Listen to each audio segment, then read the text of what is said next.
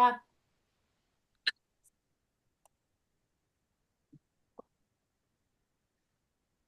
Oh, we have a cardinal. Cardinal. You guys have such fun things. So, which chapter are we on? Once again, we're doing our Roman numeral. 8. 13. Thank you.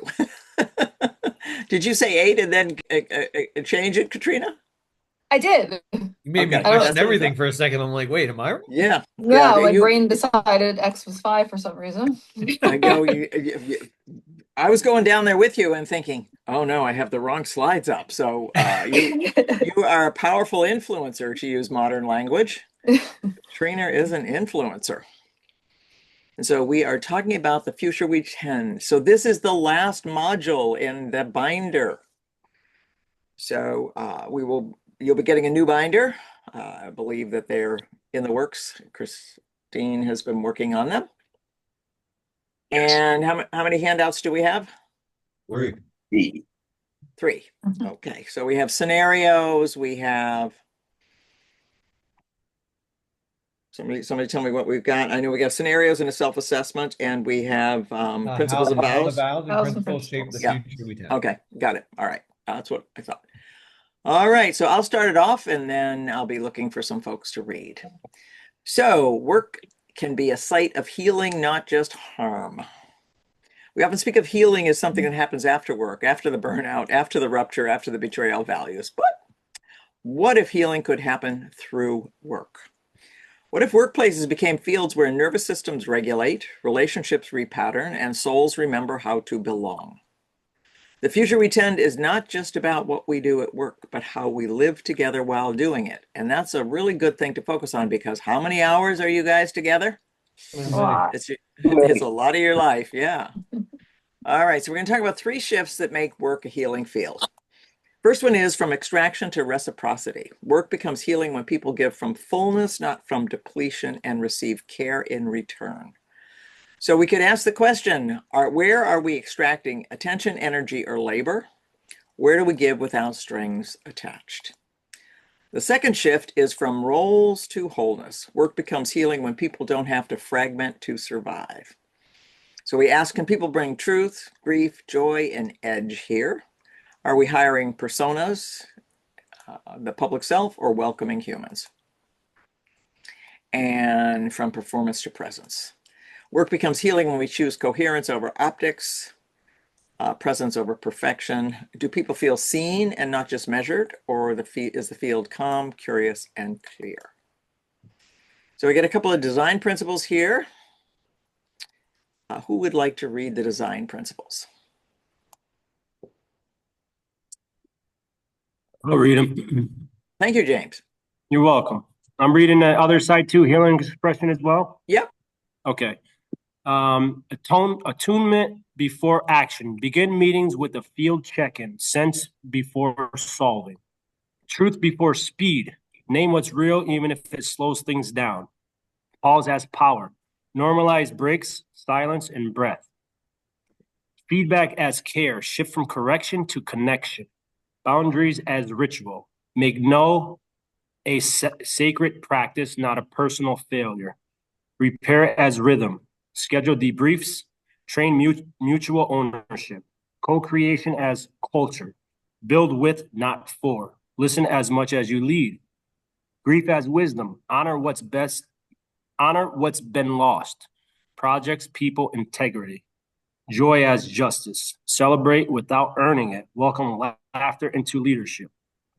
That last one is perfect for you, right? Yes, Welcome it is. laughter to leadership. Thank you. I love the way you read with emotion. I really appreciate that. Thank you for that. You're welcome. All right. Anybody which one is on this list jump out at you as, I never thought of that? You mean that's something we could do? So I put check marks next to 2. Shift from correction to connection, and build with, not for. Listen as much as you lead. Love it. Anybody else have some check marks? Truth before speed. What was that, Katrina? Sorry. Truth before speed? Before speed. Yes. Name what's real, even if it slows things down. Slows things down. Can't even speak. See, I'm trying to talk so fast I can't even. I get that. Thank you. Who else was going? Scott? Yeah, co-creation as culture with Mark. Listen as much as you lead. Okay. Anyone else have some to offer? Normalize breaks, silence, and breath. Okay. Yeah. We're gonna put that pause in there. I'm gonna go with truth before speed. Name what's real, even if it slows things down. Okay. Thank you. Make no a sacred practice, not a personal failure. Whoa. Love it. Okay. Katrina's just circled that and put exclamation marks around it. So I saw that happening.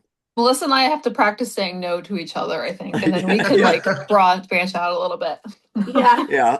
Yeah. That'll be great. I can see it. You just see the two of them in the room going, no, no, no, no. It's their own personal workout. You know, somebody else might be bench pressing, but they're doing their personal workout. Thank you. All right, Scott, Jake, you got anything? Mine was the same. Make no a sacred practice, not a personal failure. Okay. Scott, you got one talking to you? I kind of like the feedback is care and shifting from correction to connection. Yeah. We're talking about that, right, Nick? Mhm. What's yours?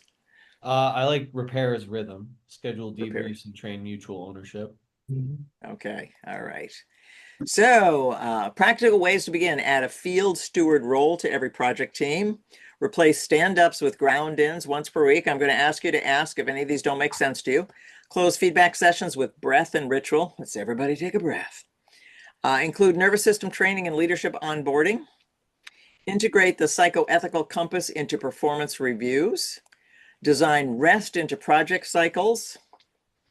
Not as recovery, but as rhythm. Practice communal pause before any major decisions.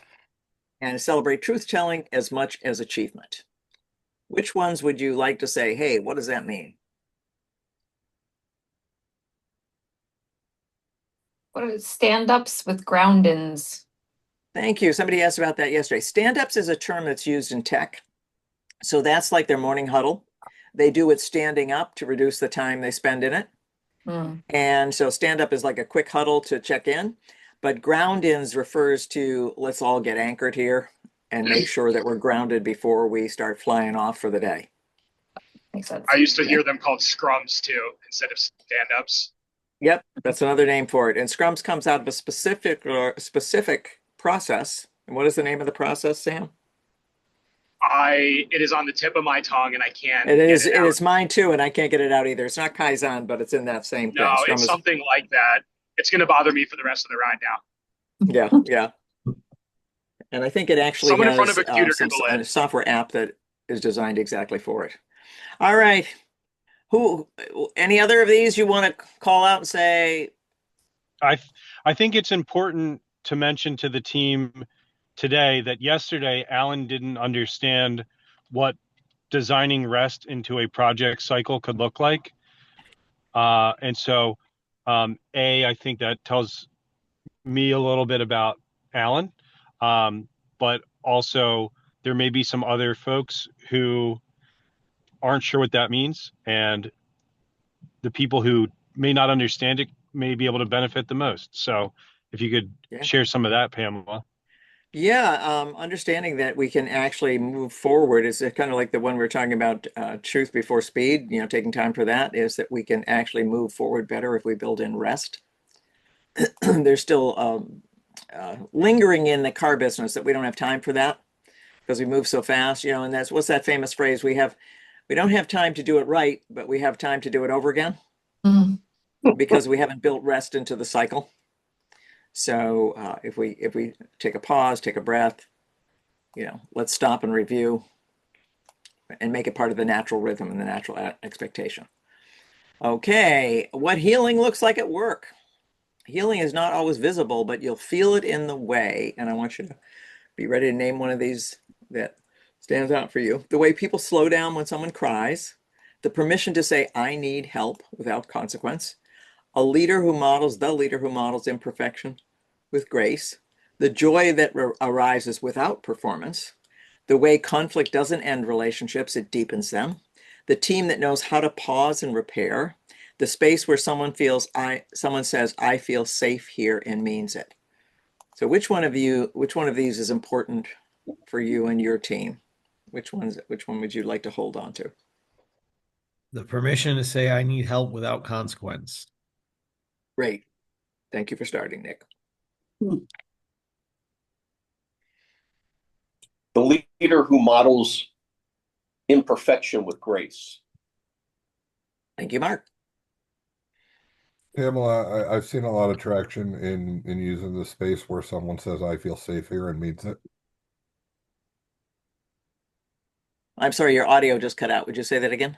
The space where someone says, I feel safe here and means it. Yeah, wow.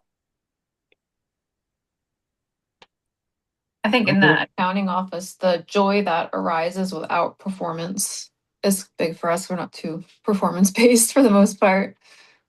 Okay. Thank you, Katrina. Yes.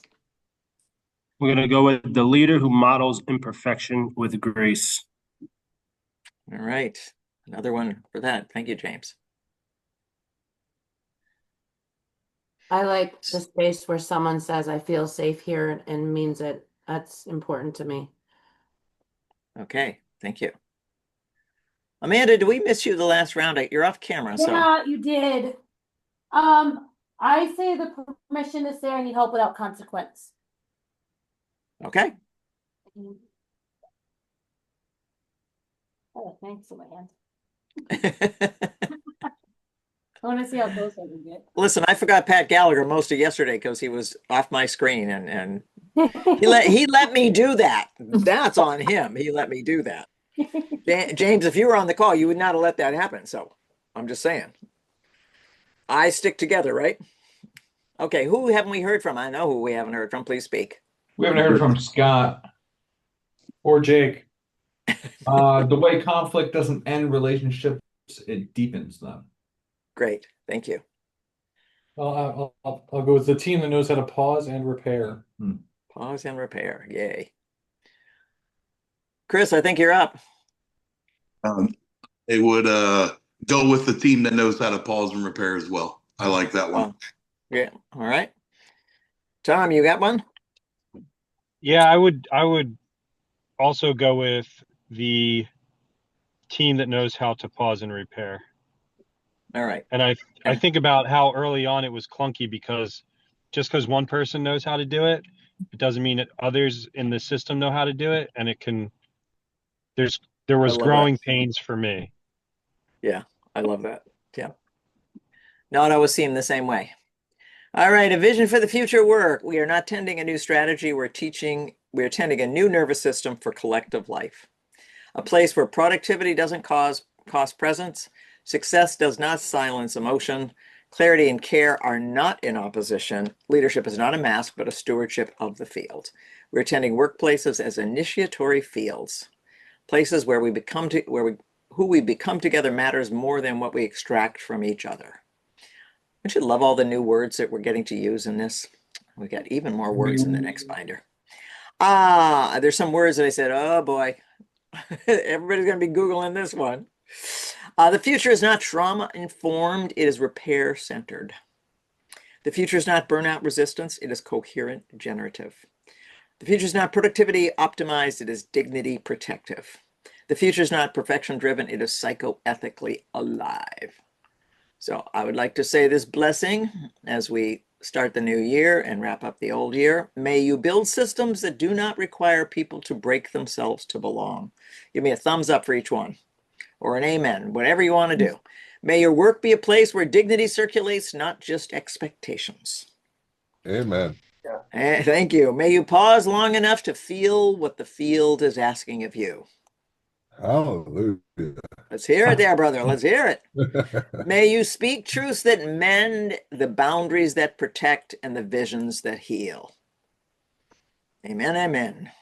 May you tend the future not as a strategy, but as a sanctuary. And there's a wonderful hymn that goes with that, but I'm not going to sing it. because we are recording and I really would prefer that was not recorded. All right, thank you all very much. Moving on. So we're moving to the vows and principles. That's the handout we're on now. So the vows shape the inner posture of leadership, the tone, emotional presence, and daily interactions that regulate the field. The principles define the outer architecture of the system, the ethical frameworks, policies, and relational habits that sustain coherence and trust over time. Together, they turn workplaces into fields of healing, not performance. So we're going to start with our vows, and I would like a reader. And once again, circle, highlight, do whatever you need to do to make this a personalized worksheet, because I'm going to ask you for your thoughts after we go through them. The 5 psychoethical vows. Inner posture of healing leadership. Vow 1. I stay curious when I want to defend. The expression in healing workplaces. Curiosity replaces control. When something goes wrong, customer complaint, missed goal, staff tension, leaders ask, what is this showing us about the field, rather than who's to blame? Curiosity turns disruption into learning and keeps nervous systems open. Vow 2. I speak directly, not in triangles. Direct communication is the bloodstream of a healing culture. It clears toxins like gossip, resentment, and avoidance. When conflict arises, people go to one another, not around each other, building trust through transparency. Vow 3. I tell the truth with care. Truth heals when delivered with empathy. Leaders name hard realities, sales slumps, ethical lapses, or interpersonal misalignments. With honesty and compassion, this vow keeps truth from becoming a weapon and care from becoming evasion. Vow 4. I separate behavior from worth. Healing cultures correct behavior without attacking identity. Feedback becomes restorative instead of shaming. This vow turns accountability into care and allows mistakes to become gateways to maturity rather than evidence of failure. Vow 5, I choose repair over righteousness. Healing systems don't avoid rupture, they metabolize it. Leaders model repair after tension or misstep, proving that relationships can bend without breaking. This vow keeps forgiveness and reconnection at the heart of leadership. Thank you, Tom. And moving now to the principles, who will take the first 4, please? I will. Number 1, the workplace is a field of transformation. Work becomes a site of growth for both people and systems. Every challenge, performance, process, or personality is seen as an invitation to evolve. The organization itself is a living organism capable of healing. Number 2, everyone brings a history. Healing culture acknowledges that every team member carries personal and professional histories of success, loss, or trauma. Instead of demanding instant resilience, leaders design rhythms and support structures that meet people where they are. Number 3, integrity is the bridge between inner work and outer behavior. Healing requires consistency between what is said and what is done. When leaders embody the principles they teach, alignment creates safety. Integrity becomes the nervous system of the organization. Number 4, power is always in the room. Healing workplaces make power visible. Leaders name authority dynamics instead of pretending they don't exist. This transparency transforms power from domination into stewardship. Thank you, Mark. Who will take the next 5? I will. Accountability is love in action. Accountability is reframed as care for the collective field. Rather than punishment, it becomes the process of restoring relational and operational integrity after a breach. Boundaries protect connection. Clear limits on roles, time, and energy prevent burnout. Boundaries act like the immune system of the organization, protecting its vitality by distinguishing between what strengthens and what depletes it. Repair is a collective muscle. Healing cultures practice regular repair, not just after major conflict, but as an ongoing rhythm. Feedback, apology, and recalibration become normal parts of work life. Clarity is kindness. Healing happens when confusion gives way to transparency. Clear expectations, honest feedback, and unambiguous communication reduce anxiety, and stabilize the field. Oh, We have one more. Yep, One more. one more. 9, culture is what we permit, protect, and practice. Healing culture isn't aspirational, it's behavioral. Leaders protect practices that build safety and alignment and courageously address what erodes them. Field heals as consistency replaces contradiction. Thank you, Melissa. All right, now I'm going to ask you, which one will be your focus? Which one speaks to you as we start this 2026? Which one? And if you want to, you can name the one that you grew the most from last year and the one that you want to grow the most from starting 2026. Let's build a little. I would Tom. say I had good success last year. I would say, especially with Scott, True, not Higgins, in telling the truth with care. I think last year we had some tough conversations, and I was able to navigate them from a place of care rather than judgment. And I think my biggest opportunity is to stay curious when I want to defend. You know, there was a situation last week where I got a little excited, and my initial thought was blaming people involved in the situation, and then I Some of eventually, whom might be on this call. yes, they may be. Some of them may not be as well. Yes. And where I ended up was, you know, what is this telling me about the field? And so although I got there, I'd like to get there sooner. It's always a great goal is to have sooner be a great goal. I got there, but I'd like to get there sooner or cleaner. And maybe have it not be so effortful. Yeah. Okay, let's follow that lead, please.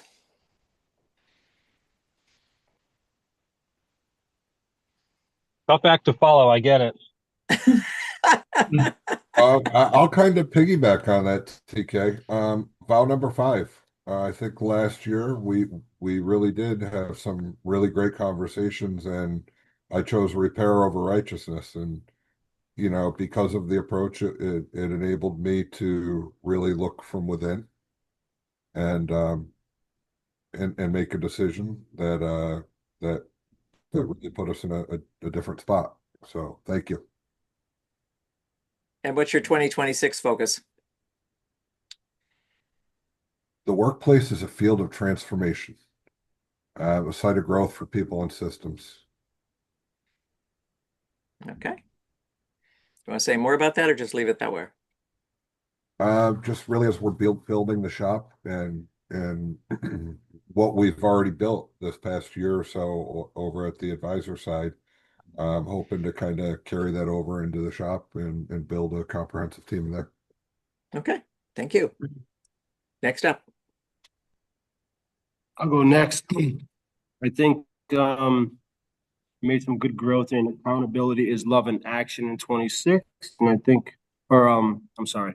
I think I made good growth in accountability is love and action. And then my focus, continued growth opportunity for 26 is going to be repair as a collective muscle. Keep practicing that.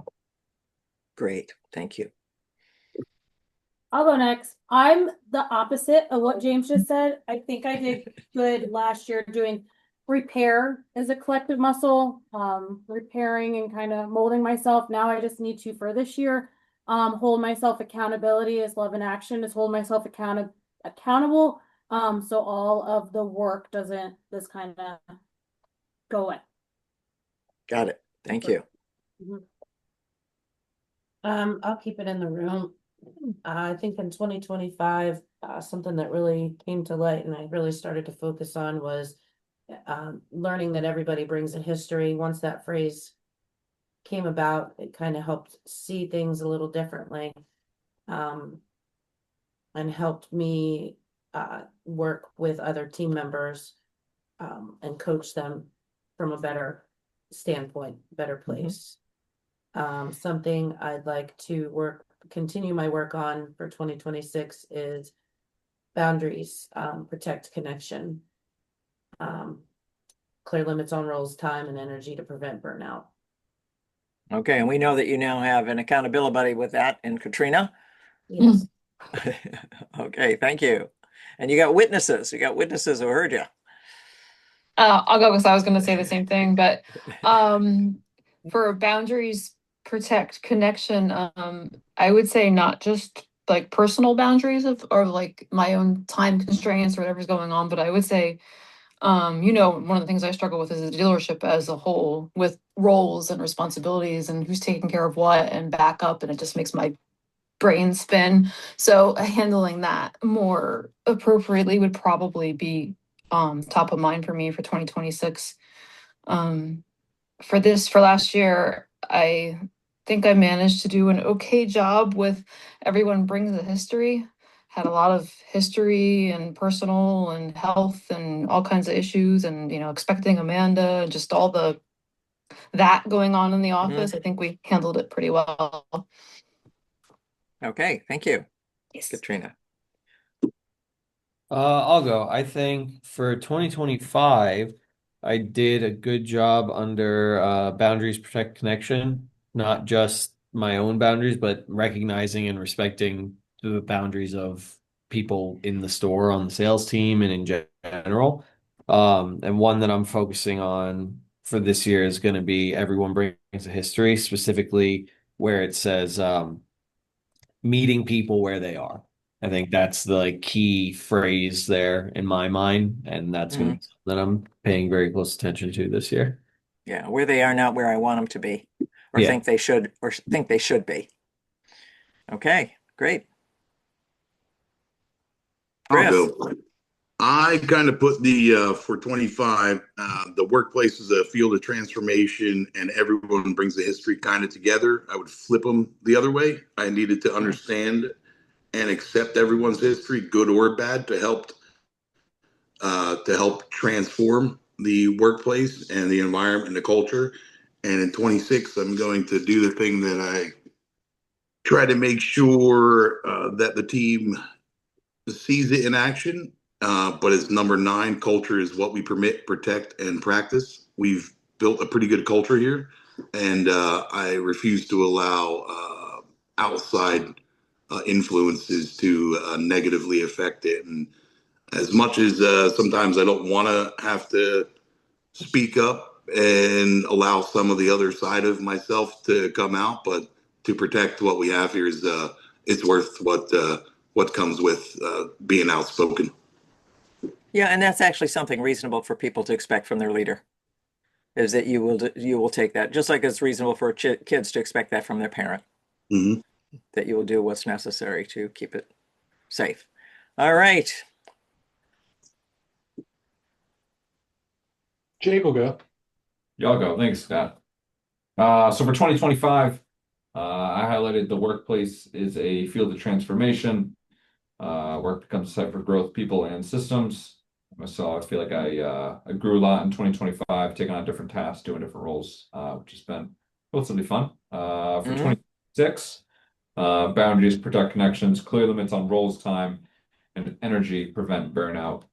I think it's going to be a focus moving forward as far as what's mine, what's not, and what's shared amongst us. Great. Thank you. I guess I'll keep it in the room. Yeah, keep it in the room. We'll keep it in the room. Yeah. I had one for 25 being accountability is love in action. It was a late to the year, but we did some accountability work with a couple of the guys that are still doing it. And in particular, one of them just dove into it, and he's seeing the purpose behind it. It's actually increased gotten sales, but his sales have gone. And there's another one who just complains about it the whole way through and stayed pretty stagnant. Nothing really changed for him. He's just doing it just to get it done. So yeah, kind of nice to see the dichotomy they have there. And then I also checked for 26 boundaries protect connection. We spent a good portion of time, Lenny, Jake, and I, covering everything to do everything because we had to. We were short and had to fill in voids and whatnot. And having Patrick on there and whatnot should help us settle in and settle down and get things back in order a little better. Okay, keep it clear. Clear is kind. All right. Who remains? Yeah, for me, in 25, integrity is the bridge between the work and outer behavior. Because a lot of what I talk about, especially when we bring new people on board, are things like the culture and what they should expect and what they should see. And it's, I think, good that I'm seeing that and they see that now that we do this 45-day sit down with new hires to say, hey, how are things going? Have we delivered everything we should have? Have we missed something? How do you think things went? Where could we improve? Has offered us a lot of insight into how we're introducing people to the workplace. And then the one I think we always just have to continue to work on is repair as a collective muscle. It's just an easy one to have fall off that has to be brought back into the fold. Okay, great. Thank you, Mark. Did we hear from everyone? Sam, I'm imagining you're driving and not going to do this. I can go. I can do. I remember what I said yesterday. Okay, please. I think the one thing that I did well this year is culture is what we protect, and practice. I would say that to me, that's a big part of what my role in the company is not setting the culture, but culture steward, showing in tough situations what it means to live by the culture or make certain decisions. And I think one thing that I want to work on for next year is staying curious when I want to defend. And not that I'm not curious, I think it's more of a timing issue where I'm naturally defensive in the moment and then curious after the fact, which is not the best outcome for the relationship side of it, even though it makes sense for me. Okay, so we're working on flipping that. Yes, I'm working on being curious sooner. Yes, great. Thank you. Less defensive. Less defensive. All right, so when we put them together, when practiced together, curiosity, vow 1 pairs with transformation, principle 1. Directness, vow 2, aligns with clarity, principle 8. Truth with care, vow 3, reinforces integrity, principle 3. Behavior does not equal worth, vow number 4, complements boundaries, principle 6. Repair over righteousness, vow number 5, fulfills repair as a collective muscle, principle 7. The result is a dealership or any workplace where performance is powered by psychological safety, relationships are guided by dignity, and daily operations reflect coherence between values and behavior. All right, off to our scenario. So everybody get their handouts, and you will be reading one that is relevant to you. And we're going to be starting with sales. And because this is Stroudsburg, you are up first, Nick. Sounds good. From pressure to presence, future scenario. Morning sales huddles begin with a 1-minute grounding pause. Everyone breathes together, letting go of morning chaos before talking numbers. The GSM shares one story of genuine customer connection instead of only focusing on units sold. When a salesperson misses their target, coaching focuses on what patterns can be learned, not blame. The field outcome is that salespeople feel respected and emotionally steady. Competition gives way to collaboration. Customers sense authenticity instead of pressure, and loyalty grows naturally. Thank you. Moving on, we need somebody to step into finance, Jake or Scott. I'll do it. Finance, F&I, from transaction to trust. The scenario, F&I managers reframe their desks as clarity tables. Customers are told up front, my job is to help you understand every option clearly before you choose. Product presentations feel educational, not manipulative. When a deal hits a snag, F&I and sales debrief together on how to improve the process for next time. The field outcome is customers' trust becomes the dealership's differentiator. F&I reputation shifts from the hard close to the place where you feel protected. Internal relationships between F&I and sales are marked by mutual respect instead of turf tension. All right, thank you. And on to the service department. Scott? From stress to stewardship, future scenario, the service tower hums with calm, structured communication. Advisors use a visible energy check system. Green is steady, yellow is tense, red is overloaded. When someone signals yellow or red, another advisor steps in to share calls. Scott regularly asks, what's one process that would make this week easier? And implements the best suggestion every Friday. The field outcome, burnout declines, communication becomes transparent, technicians and advisors feel part of one system rather than separate silos. The department's nervous system, once reactive, is now responsive. All right, Amanda, how would you like to be a parts manager? I would love to be. Parts department, from reactive to regulated. Future scenario. The parts team begins each week reviewing not just inventory, but flow. Carlos asks, where did tension arise last week and what's the truth behind it? Mistakes are used to refine process, not assign blame. A shared digital dashboard makes all statuses visible, no secrets, no surprises. Field outcome. Interdepartment friction with service and collision dissolves. The field feels open, predictable, and clear. Everyone trusts that what's needed will be communicated early and owned collectively. Thank you. All right, Chris, you're up. Collision Center, from compliance to care. Future scenario. The Collision Center integrates integrity as its quality metric. Every repair starts with a safety and story check. The estimator and tech review not just the job, but the customer's experience, what this car means to them. When cycle times are threatened, management prioritizes doing the right repair over speed. Field outcome, team pride replaces fear over reprimand.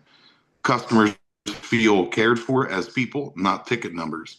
Work quality rises, comebacks drop, and the field is marked by confidence and peace instead of anxiety. Thank you.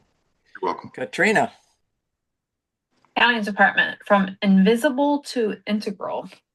Future scenario. The accounting team is included in monthly leadership dialogues, not just end of month crunches. The controller implements quiet hours for deep focus and a celebration circle at month end. Other departments now understand how accurate accounting sustains everyone's success. Field outcome. Office morale strengthens as their work is finally visible and valuable and valued. The field of numbers becomes a field of trust. The dealership's pulse beats and rhythm from front end to back. Front end to back. What a vision. All right, who will be senior leadership? I could do it. All right. From command to co-creation. Future scenario. Leadership meetings begin with a field report or a segue, not just a financial one. Each manager shares what the emotional tone of their department feels like that week: calm, scattered, inspired, heavy, and one thing they're doing to care for it. Decisions are made collectively with clarity and accountability distributed, not hoarded. Field outcome. Power becomes transparent and relational. Sam acts as a field keeper, tracking alignment and coherence instead of enforcing compliance. The dealership evolves from hierarchy to harmony. To harmony. How lovely. All right, so I want you to think about these, and you might make a note or two on your handout. What qualities define the field in my department right now? Calm, clarity, defensiveness, fatigue. Katrina's circling away. Which vow or principle would most support our next phase of growth? I think we've already talked about that, right? What's one small repeatable practice, a ritual, a reflection, or repair that could transform stress into coherence in the next 30 days? And then how can I model curiosity, not control, when the system becomes reactive?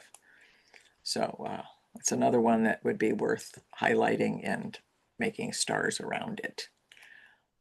Okay, let us go to our self-assessment. So on this self-assessment, once again, I'd like you to make this a year-end and year-begin marker, finding something that you feel you lived out well from any one of the categories: integrity in the compass, 5 vows in action, core principles in practice, coherence and nervous system awareness, as well as culture in the field. And then something that makes sense to be kind of a top of mind priority as we start 2026.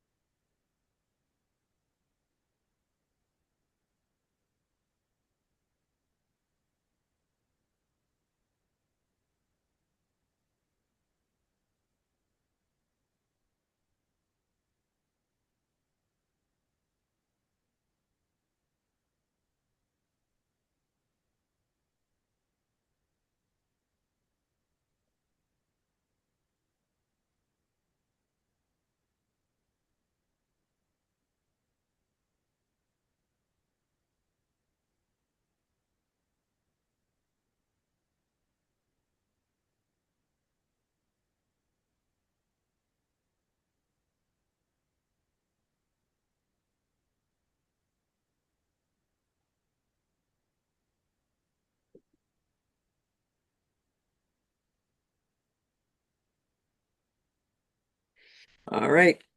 Who would like to start our process?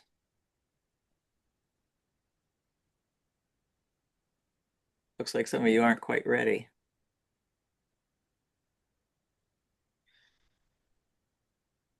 All right, I'm going to start with the Scott and Jake room. Oh, You're up. So much sighing. Good So laugh. much. Oh, this is so hard. no Scott making that noise. It is. It's good one. Bird's here to support you. So I'm doing what went well in 25 and what I want to focus on 26. Is that what's happening? Yeah, it's the same thing. You're using this as a self-assessment for those two benchmarks.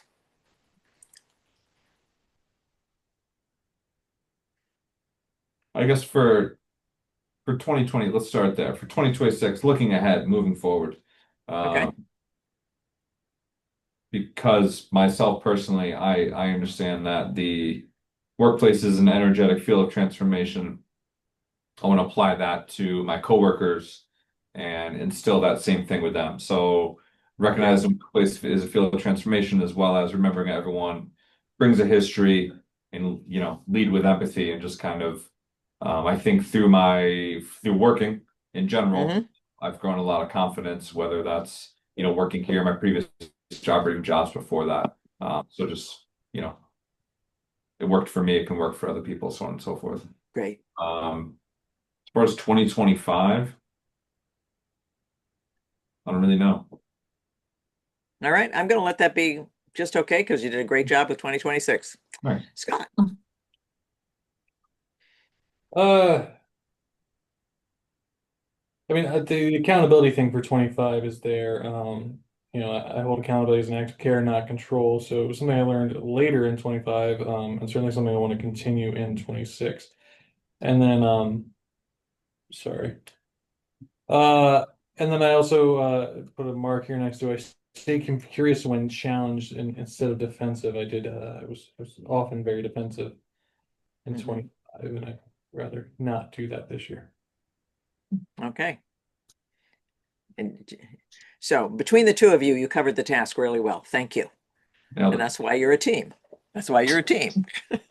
Okay. You can do something right. Yeah. Don't tell Bob. Lips are sealed. Who's going next? I can go next. All right, Amanda and then Katrina. Oh, Katrina, do you want to go? Did you say you Go ahead. Yeah, Amanda, Amanda, keep speaking. All right, 2025. I think I started doing a good job. I noticed when my body signals stress or imbalance and regulating energy before speaking or making decisions. I used to get really, really nervous making decisions or voicing my opinion. And I mean, Scott knows I was worried just to even go and tell him that I needed a day off just because I just didn't want to let people down. So I think I grew a lot in 2025 with realizing that something that I want to continue into 2026. Setting and respecting clear boundaries. Boundaries are always an issue with me. So okay, wonderful. Thank you. Katrina. Under nervous system awareness, I help others steady themselves instead of absorbing their energy. It's a really powerful statement to me, and I don't really think I do that. I think I join them in their anxiety. Maybe we study each other a little bit, but that's probably not the best way to do that. Yeah. I think I'd rather not absorb more energy and could work out better there. For 2025, I put a few here. I separate behavior from worth when giving feedback is something I try to stress, especially with Shai being out so much and not feeling, health issues and stuff. She just constantly beat herself up, oh, I'm such a bad this and I'm a bad employee. And I just try to tell her, so you have some health issues right now. It's not, it's not reflective of your worth. So I've had to say it so many times. I hope it got through at least some of them. Yay. Okay, thank you. You're welcome. Pamela, I'll take it back. I think I had a. I always think you're saying, Pamela, I want 5 on. Right. I'm gonna put on the red. Now you're playing the red today. Okay. Yes. In 2025, there were some challenges in the department. I think the core principles and practice, specifically that everyone brings a history and trying to lead with empathy. I think I did well there. I could do better, and that brings me to 2026 with the coherence and nervous system awareness. Although I'm trying to regulate and see where everyone else is, I think I need to do a better job with myself so that I can become a better leader for my team. So you're talking about regulate my energy before speaking or making decisions? Absolutely. Okay, How did you thank nail you. the exact one? Thank you, Pamela. A conversation or two. Melissa, would you like to? Sure. I'm pretty proud of our culture, and I think I do a pretty good job of protecting and modeling the culture we want to sustain. I'm always encouraging, making suggestions or whatever, and just kind of trying to be what the culture is. But as always, and it will continue to until I finally get it down right. One thing in 2026, I set clear boundaries. I respect Okay. others' clear boundaries, but I need to learn to set clear boundaries. Okay, so I'm thinking as you're saying, I'm gonna work on it until I get it right. And the last boundary I'm going to say is I'm dead, and that's it. I'm talking for myself, Melissa, not for you. She got that boundary finally. Yes. All right, Nick. I put one that worked well, or one that I feel like I did well in 2025 with was choosing repair over righteousness after conflict. Mhm. Trying to transition that into avoiding conflict where possible, but baby steps. Mhm. And for 2026, the one I'm going to focus on is again, it's I remember that everybody brings a history and lead with empathy. That's going to Okay, be my sticking point for this year. great. Stick to it. Okay. I'll go. Thank you, Chris. So in the coherence and nervous system awareness, it's one that Katrina had touched on, but I like that one as well. And it helps bridge into 26. I help others steady themselves instead of absorbing their anxiety with having new people, new roles all around at the Mhm. same time. But along with that, and helping them to steady themselves, that has allowed me to intentionally shape the tone of my department's emotional field to allow for more openness, collaboration, and individual growth for each person, which helps the team as a whole. Great. Thank you. You're welcome. It's wonderful to see you in action. All right, we got Mark, James. You look ready. Yes, I'm ready. I think I made some growth in coherence and nervous system, especially being more aware of my body signals, stress and imbalance, regulating myself before speaking and decisions. And my goal for 26 is to have some focus on the five vows in action, especially stay curious when challenged. I speak directly, and I choose repair over righteousness for 2026. Great. Thank you. Wonderful. Wonderful in action. Mark. All right, so for me with 25, I remember that everyone brings a history and I lead with empathy. I think I'm a very empathetic person, and it's one of the strong suits that I bring to everything. The thing I always need to work on is I help others steady themselves instead of absorbing because I have a tendency to want to take on their problem instead of helping them figure out how to solve their problem. Yeah, I hear you're not alone with that. Okay, Mark, a worthy task. I think we're left to Tom and Sam, right? Yep. Um, I made progress last year in saying what was real to me when uncomfortable and continuing to find my voice. Um, an area of opportunity is to being aware of my body signals with stress and imbalance. Um, I ignored some of that last year, so I'd like to put some more effort on that, and I think it ties in with some built-in rest. Got it. Thank you. Sam. For me, I think one thing I did well this year was my actions aligned with my words and stated values, sort of same as, culture is what we permit, protect, and allow. I think one thing I could do better or more of for next year is regulating my energy before speaking or making decisions, specifically in leadership meetings.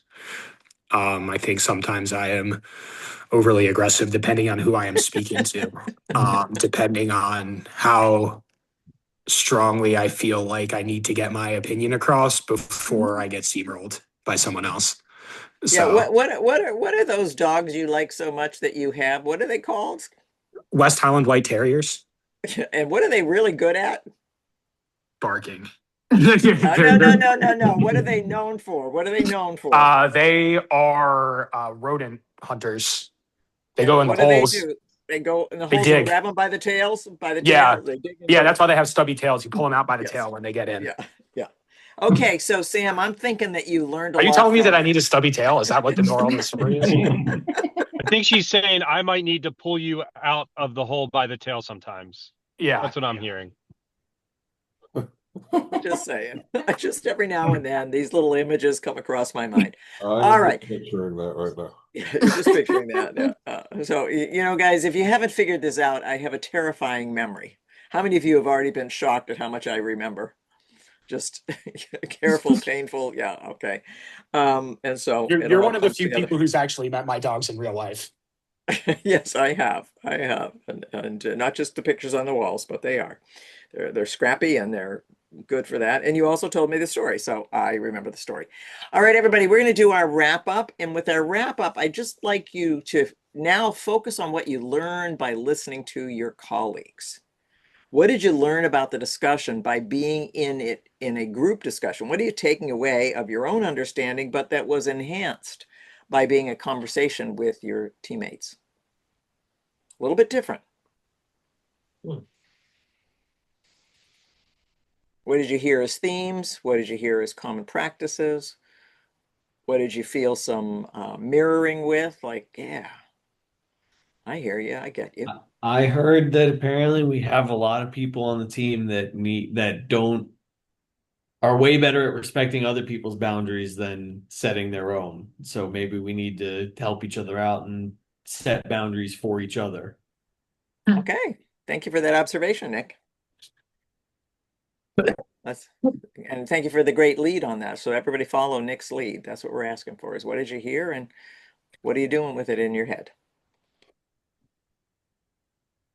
I find that a lot of us have the similar approach to the old method of survival that just doesn't exist within this company and the culture that's been created here. Okay. Thank you, Chris. You're welcome. I learned that Nick is on the direct opposite end of the spectrum as and I think he and I should be accountability buddies and help each other out. Okay. All right. We got a yes on that. Thank you. And I see. Go ahead. Oh, so to what Nick was saying, hearing how folks struggle with boundaries for themselves and perhaps end up in an over-functioning place, reinforces the thought that I've been working with, that I have a responsibility to help provide an environment that reduces that and disable it rather than enable it. Love it. Okay.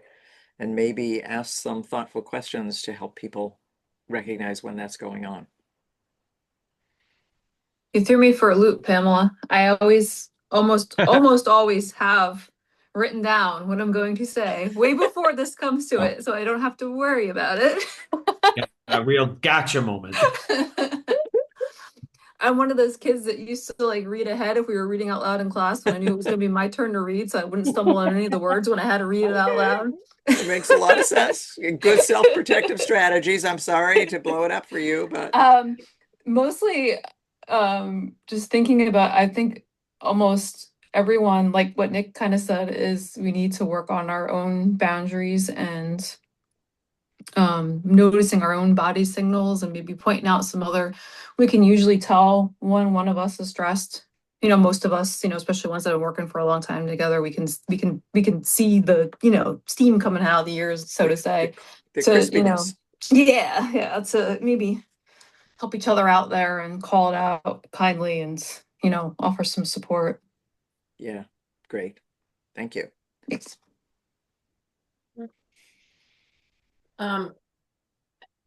I it's interesting listening to the different areas of focus that everyone needs or would like to work on, or that they have grown on. It makes me even more proud to be a part of this group, envious of those that have already accomplished some of the things that I am trying so desperately to figure out.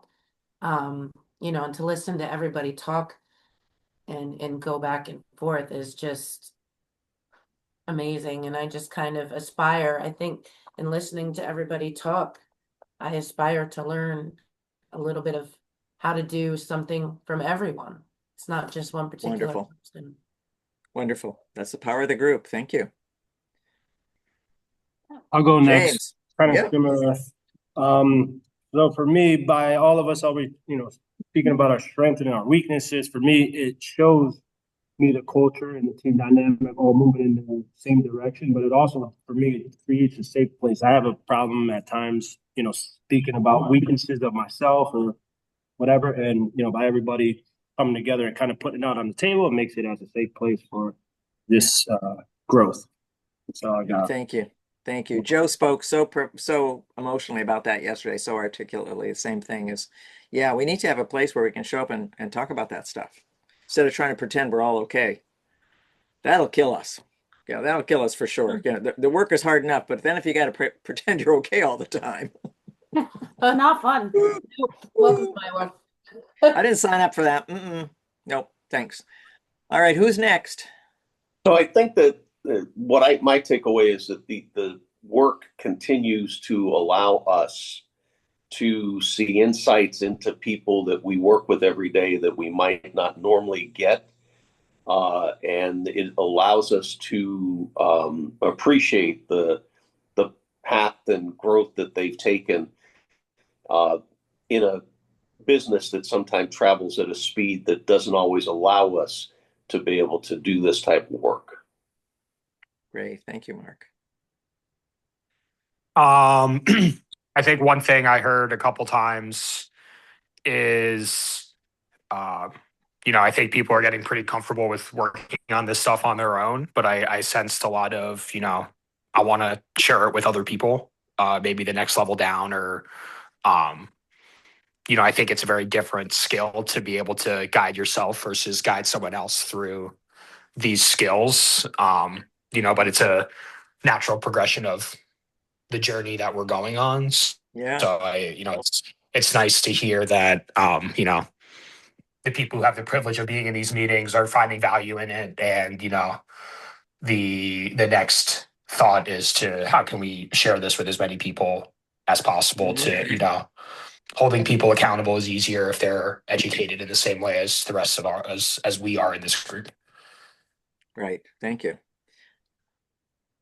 I don't know. My head went back to the principles. I guess there's 9 core principles, and everybody brings a history in it, and it got me thinking a little bit that like we're all in going through something. We're all dealing with something. We're all in different stages of even just this binder.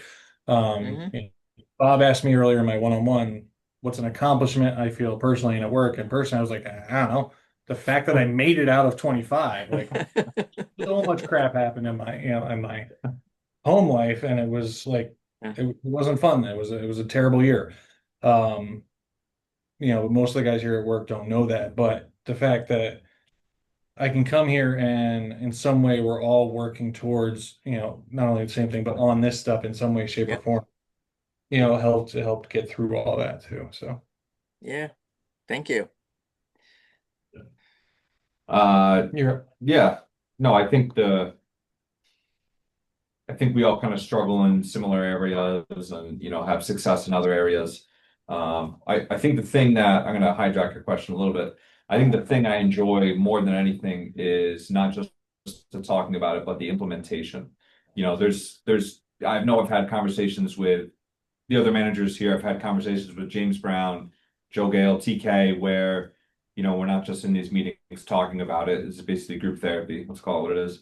Yeah. But we're using it. We're implementing these tools. We're reflecting upon them. To me, that's the greatest takeaway. We're not just talking about it. We're being about it. So that's what I got. Thank you, guys. Not everybody is aware of this. Most of you know it, but you don't really know the depth of it. Is I have spent the last 50 years in 12-step meetings. You know what we do in 12-step meetings? Yeah. We tell me you do because you've been to them. We talk about how we're living life, what we're getting well, and what we're struggling with. And I can't tell you how many times I went to a meeting kind of out of my mind with something, and an hour later, I can't tell you what happened, but I had found a place of peace. Somehow I didn't feel like the worst human being on the planet. Somehow I didn't feel alone in whatever it was. Somehow I felt that I was part of the shared human condition. Just like so many of you have referenced, everyone has a history.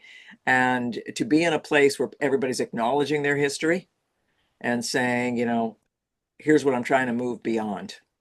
And having role models, Melissa, you talked about that, having role models that show me that it's possible, and I believe it. I listen to them and I believe that they once were where I am. And that was very important to me, to have people that I found credible and also had found their way out. So this is the lived human example that takes us where, movies, videos, textbooks can't take us. It's the shared human experience. So yeah, that's definitely been what's kept me together all these years, and it's central to who I am. Who else have we to wrap up with? I'll go. I think it's just me. And maybe Chris. I don't know if Chris is still there. He is still here. Is he still there? I can't see him. We can only see like a couple people on top of our screen. I think it's just amazing to look back since we've started this, and how much we've all grown every year, year after year, especially us that are new to Toyota Stroudsburg, and just the growth, and that we all want to grow. Some of us are growing at like different paces than others, but just to be there for one another in that whole process has been great to watch. Yay! It has been. It has been.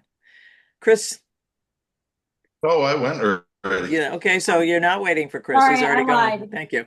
I went in the beginning instead Oh, of the you end had this there's time. I know, so many you people, were early. so You I jumped must in. know. Okay. So we got everybody. So we're going to wrap up this binder so you can put it on the shelf as a ready reference. You'll be getting a new binder. We have a week in between that we got a bunch of folks out of town next week. So we were going to launch the new one next week. Next week, we're going to move into a lot of topics that people don't talk about. So we're going to deepen our understanding of systems, process, culture, structure. And there'll be times where you'll be certainly Jake and Scott, because they're sitting next to each other, elbowing each other and pointing, saying, "I know what they're talking about. I know who that is." And so we're not focusing on people as much as how people wind up looking like they're the problem when in fact it's a system failure. And so when systems fail or they don't cover everything, people have to fill in the gap. And some of you are really good at that by your own admission. And it gets you overextended and overfunctioning, and sometimes looking like, who put her in charge? Who put him in charge? So, and almost all of us are doing that from our history, that somewhere in our lives we learned that that was the way to stay safe. So one of the ways that I am really compassionate when I think of everyone has a history is everyone is doing what they learned at some time would keep them safe. And if you can go out in the world with that understanding, then it will help you be patient with people that you've had a hard time being patient with. So, nobody's trying to be a jerk. They're just trying to do what's going to keep them safe. And at one time, that strategy made sense. Our job as leaders is to help them find new strategies that are going to work better for them. Because a lot of us have outdated programs. It was pretty surprising to me to find the parts of me that were still running a program that I first developed when I was 8 years old, particularly in my emotions. So, you know, it's hard to be in a grown-up body with an 8-year-old running the show emotionally. But if we can acknowledge then that 8-year-old can grow up and, you know, get to something like 15, which is really amazing. So I look forward to continuing the conversation with you guys as we start next week. We're going to do a filler. We're going to do a deep dive on the principles. So we'll continue this dialogue. And after that, we'll be starting the new binder. And Christine is getting them ready. So look forward to it. Have a great week. You Thanks too. as well, Pamela. Thank you. You're welcome. Thank you all.